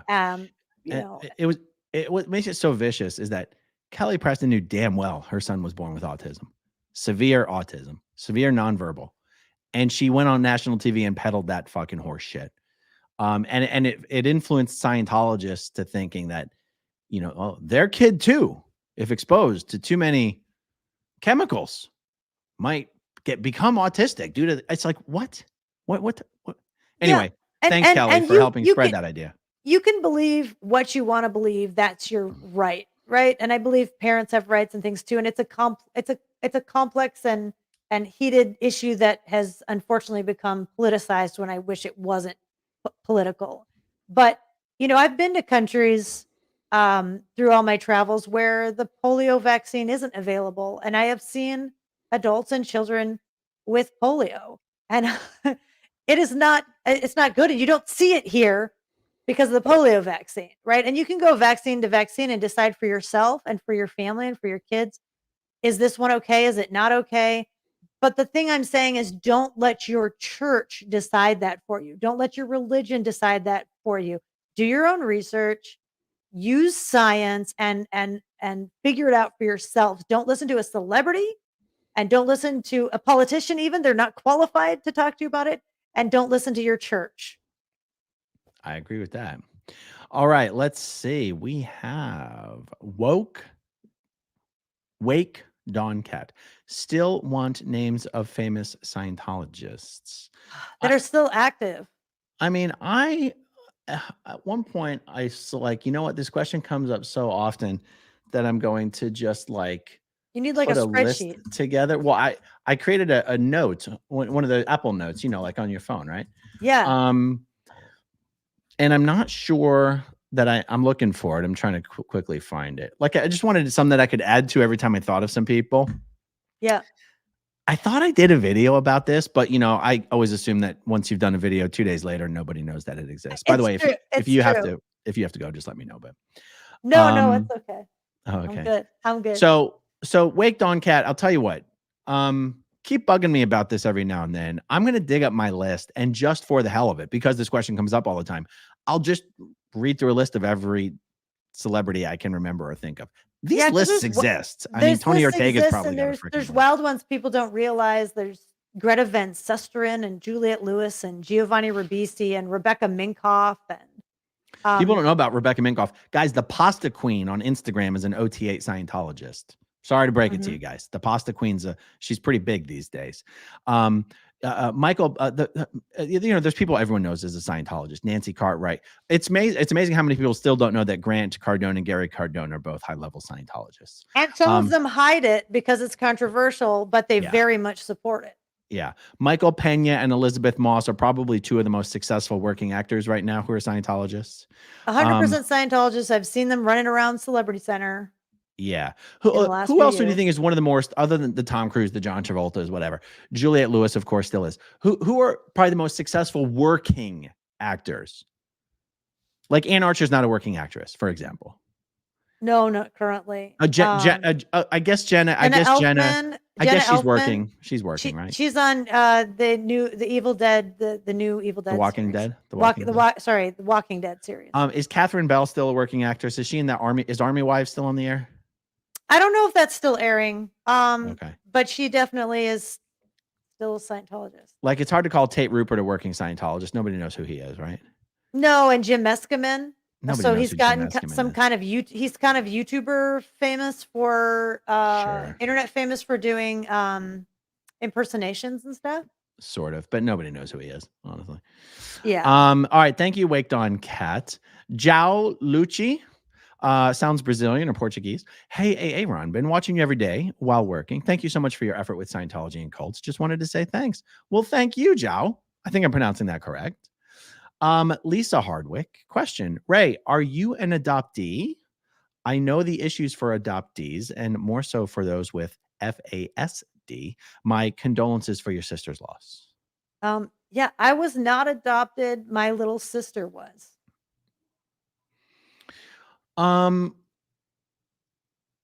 Okay. And how old were you when your younger sister was adopted? Oh, I was little, like maybe 3. Oh, wow. What reason did your parents give for having a child and then adopting a child? I've always wondered. Yeah, I mean, and I'm not sure, and my parents have passed away, so I can't really find out. And I think that like my parents were older. I don't think my mother could have had another kid.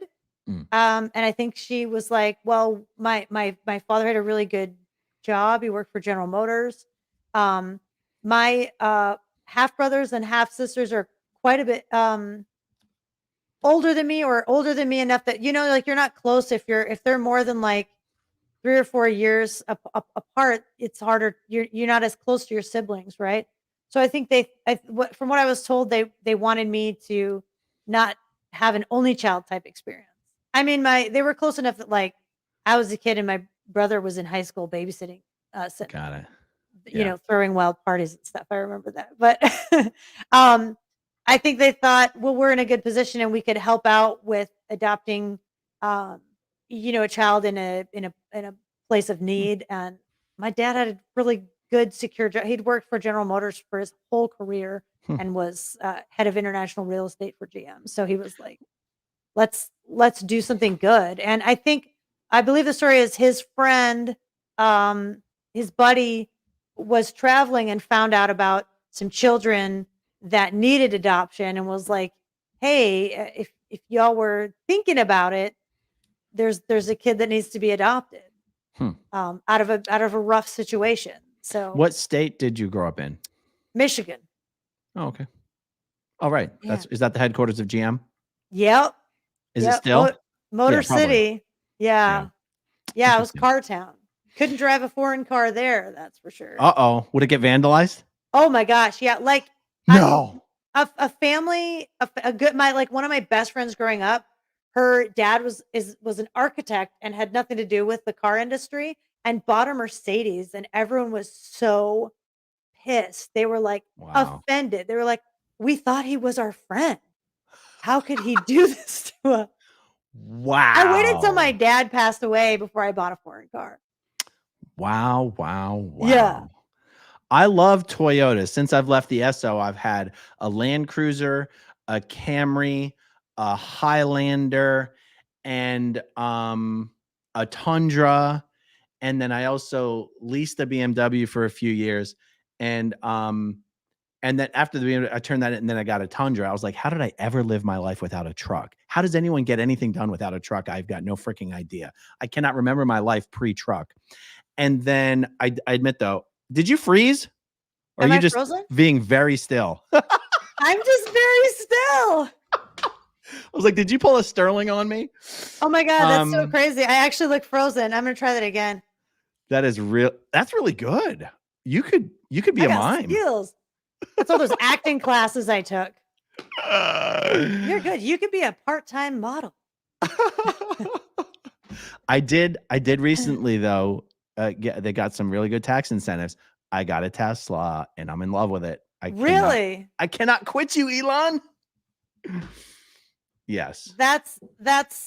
They are very nice cars, I have to say. Yeah, I haven't gone electric yet, but I need to. I have these big like work trucks and stuff. So I'll get it. I'm getting the Cybertruck when it comes out. You better believe it. I'm waiting for the electric like Sprinter vans.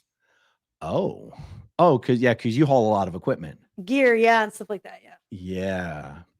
Okay, so Kim asks, can you be sure that UTR contacts are not Scientology trolls? Well, you mean Scientology spies, right? Same. You can never be sure of anything in this world. So, just recognize the risk factor involved and conduct yourself accordingly. It's receiving information is better than giving information. Scientology trolls what are they going to troll us by telling us how empty their local org is? I mean, right? Like, what are they going to what are they gonna like? OSA, it'd be hard to mess us up by giving us false information. The way OSA would want to mess you up is by getting information from you so they can figure out the best way to screw with you. So, and most of it's all like out on YouTube anyway. I know. So I love why it. even bother? That's the other thing that is a sort of an accidental, happy accident on people being very open and public on YouTube and being a little bit prolific is it, in some ways, it really minimizes what Scientology can do to you. You can't, good luck misrepresenting someone who's been representing themselves for thousands of hours in the public sphere. Like, it's difficult. Yeah, it's true, because someone can log on and watch all these interviews and be like, wow, I think this looks like she's a cool person. Or they can be like, whoa, she sucks. Right. Like you can make up your own mind. You don't need it to be fed to you by a troll or a spy. Exactly. All right, let's see. There was a couple more in here I thought would be interesting. Okay, Christina Nelson. For the Sea Org members who are assigned to watch all of the SPTV videos, with that many hours of watch time, do you think the info would be planting a seed in those Sea Org members?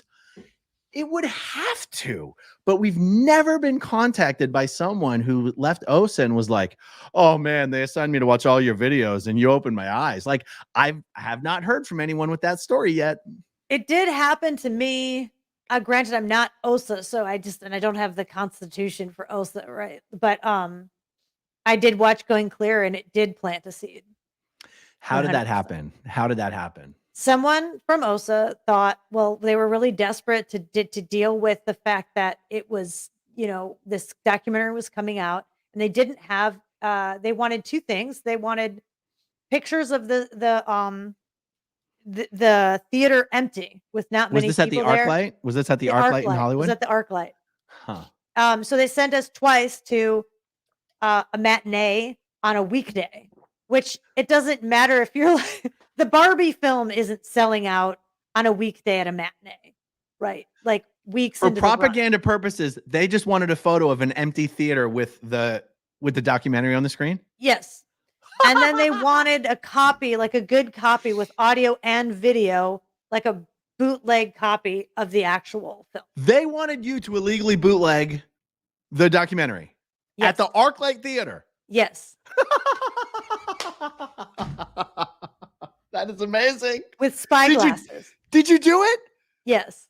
That's amazing. I told Mike and Leah, I was like, sorry, Mike. It is the only time I've like filmed in a theater, like ever. Like it's very against my own rules. Wow. So you watched the entire thing because you had to record it. So they told us, okay, we have an audio recording of it. And at this runtime, there's like OT data. So you two should leave, like go to the bathroom and then come back in. So we left the spy glasses there and left. So the first time I left, didn't hear anything, waited a few minutes and came back in. Because it shows like the South Park stuff or whatever. Why didn't they just send someone who was already OT3? Well, I guess they needed someone who knew how to. They're all like, they don't know how to work the cameras. They were too old or whatever. Too disconnected from technology. You have all these people that like can't barely use a cell phone, right? They're so disconnected from they don't even watch TV. They're not even allowed to watch TV. So I think that was the reasoning. It ended up becoming a flap, and it was like, you should not have been sent. And it was like, no shit, Sherlock. So the second time we came out of the bathroom early, and I did hear and see some of the stuff. They literally told you to leave the theater during the OT3 section. I cannot believe it. So wait, how come you had to go twice? They wanted more pictures of an empty theater. Wow. Okay, so what really hit you about that documentary? Well, the first thing I got in a lot of ethics trouble about was that it was shot really well and it was professional, right? So I had seen some stuff, and just for me, I was like, well, some random people without any funding behind them are just like throwing stuff on YouTube, or, they don't have lights. They don't, it's kind of like, it was easy for it to be written off as a small group of angry apostates, right? I was like, this is high quality stuff. The lighting is good. They've used great cameras. The cinematography is great. And then Mike was in there. I knew Mike. Jason Begay was in all the tech films. We'd been watching him. He'd been going to gold. He was a respected, liked person. It was like there were some people that I knew, and the production value was so high, and it was done in such a good way. Like, these are storytellers who know how to tell a good story, who know how to do a good documentary. And I was like, this seems really real, And then the stuff about the hole and everything, I was like, whoa, that was the first I'd heard of something like that. And it just seemed, the descriptions were quite detailed. It seemed real. And I was like, could this be real? And of So course, Scientology had you believe going into this thing that these were all just a bunch of liars making this shit up. oh yes, I was given extensive handlings after that on, and shown documentation to disprove each and everything that was said in that documentary. Wow. They have a DA pack. They call it a dead agent pack, where they're going to turn these people into dead agents.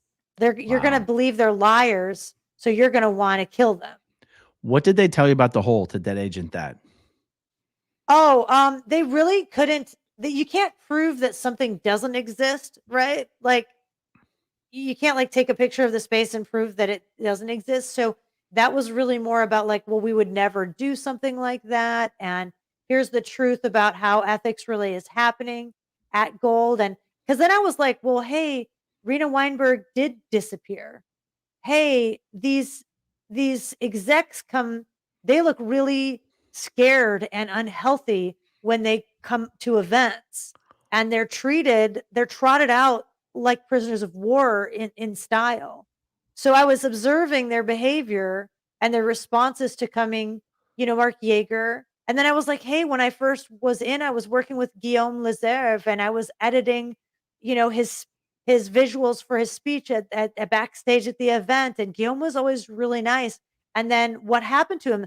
These people that they're saying are stuck in this hole, they disappeared and didn't come to events anymore. They weren't around. They weren't a part of these projects that were on that were like level projects and stuff. So, well, where are they? And then I was told that there was a program, because there are issues. Scientology is not expanding the way that it should be expanding. Things like this are happening, right? So there is a program, but it's a study program. And a program, but it's not the whole, but there's some other yes, program. there is a program that executives have been called from around the world to go on, because things are not going well, and so much is having to be handled directly by David Miscavige himself, right? Wow. So then it wasn't like, okay, well, there's nothing true, but like, well, yeah, they did get called up for a program, and yeah, things are messed up, and yes, they have behaved in an out ethics manner, and they are being handled, just between us. This is going on, but hey, do you remember when you were studying at Qual Gold? Yeah. Was everyone super nice? Yeah, they were so nice. Like, I remember getting word clearing from Mimika. She was great. She was so nice. She was this friendly, beautiful woman giving me word clearing and like helping me. And like, did you experience anything like that? No. Did you see anything like that when you were at Gold? Well, no. No, I didn't. People were cool. And like, hey, the people that are coming down from the base to do filming with you, do they say anything about anything like that? Well, no, they don't. Probably someone would say something, and they, so it took a lot of, days, weeks, months, like, of Wow. handling. And then, but then it just stuck with me to the end. It kept pinging. It kept coming up. Like, it was the beginning of the end. Wow. Amazing. So yeah, it was a dumb move that I can thank someone at OSA. Thank you. I don't remember who gave me the order, but whoever in OSA had that bright idea, thank you. Thank you for sending me. It backfired. That is phenomenal. Well, I'll tell you what, in about 30 to 60 minutes, I'm going to be doing another recorded phone call with Reese. So why don't we wrap So this up? like, We did 2 full hours. That's incredible. that's Time flies. crazy. That was not, we weren't going to go that long. That's true. This has been a lot of fun. This has been a lot of fun. And by the way, I'll send you the video. Oh wait, you don't have a channel. I was gonna say I'll send you this video file. You can upload it to your channel. Are you gonna do a channel? Don't fight it. Come over to the dark side. I might at some point. It just takes it. You don't have to upload any. What are you waiting for? What's the problem? Come on, doesn't it look like fun? Does it look like fun? It does look like fun. I guess I'd have to be convinced that like it would be worth it, right? And God, sometimes I just don't want to do anything with AV stuff. It's like all I do all day, every day. That's the beautiful thing. You can do it. You cannot do it. Nobody gives a shit. Do it whenever you want, whatever you want. You know what I like to advise people on these days is that I want to talk about subjects, not necessarily life stories. So there's a lot of people that are going to be coming out and talking for the first time, and I'm like, you know what? I don't really like doing the sit down, start from the beginning, tell me your story. Honestly, that's boring as shit. What's fun is talking about subjects or experiences and then peppering in anecdotes. And eventually over time, you know, you've got sort of just a body of stories. Anyway, I'm kind of rambling, but my point is, I agree with you. I agree with you. I think that's totally cool. And I don't want to just sit here and say my story. I want you or Mike and Leah or Mitch or whoever, you know, guide me. You know what is interesting to you and what's interesting to your viewers. So you guide me. Exactly. And that's also what's fun about Q&As is because you're answering people's questions. Yeah. Right? Yeah. So anyway, hey, we can do this anytime you want. And if you fire up your channel, let me know, because that'll open up a whole other field of opportunity. For sure. We'll drink some water and take a very small break. Exactly. You get a snack break. Exactly. You're like running yourself on a supervisor schedule. I know, almost, but this was only my second video today. I've been so busy the last few days. Guys, this has been a lot of fun. Thanks for hanging out with us this evening. Thank you as always to everyone who watches until the very end, and we'll talk to you soon. Bye. Okay, if you want to see my rock and roll songs, click right on this guitar. And if you want to see a different one of my videos,